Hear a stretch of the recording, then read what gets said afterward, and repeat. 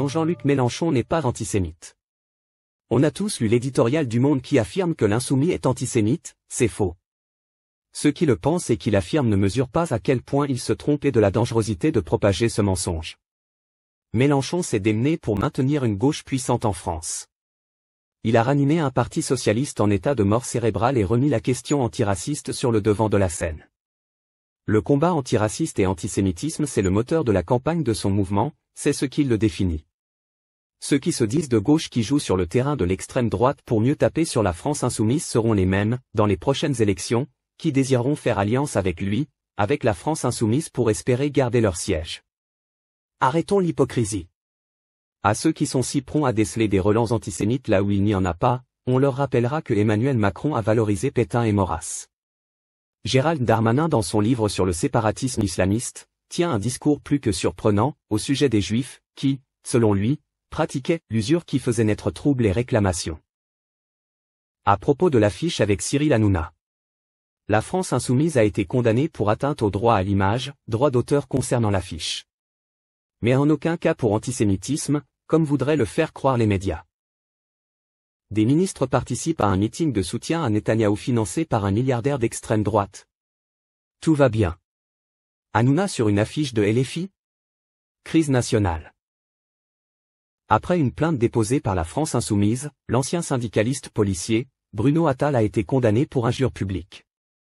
Les juges ont considéré qu'en attribuant une doctrine antisémite à LFI, il a dépassé les limites admissibles de la liberté d'expression. L'emploi du terme antisémite est donc condamné par les juridictions. L'antisémitisme reste plus marqué à droite qu'à gauche, pointe le rapport annuel de la Commission nationale consultative des droits de l'homme. D'après la CNCDH, l'antisémitisme observé chez les personnes de gauche est sans comparaison avec celui observé à l'extrême droite et chez les proches du Rassemblement national. Rappelons que Marine Le Pen dirige un parti fondé par des collabos.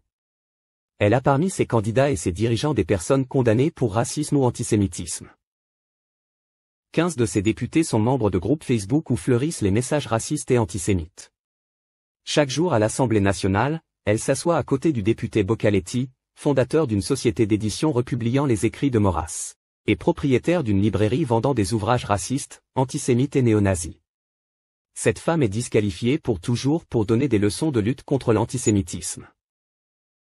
Le projet est clair, en associant la gauche et l'antisémitisme, la bourgeoisie fait d'une pierre deux coups. Premièrement, elle interdit la critique du génocide et de la colonisation en Palestine, et deuxièmement, elle légitime son soutien à l'extrême droite en faisant oublier son antisémitisme historique. Pour finir, j'aimerais rappeler à tous ceux qui traitent la France insoumise d'antisémitisme que sur les tombes juives profanées ces dernières décennies, ce sont des croix gammées qui ont été retrouvées et non des filles. CQFD.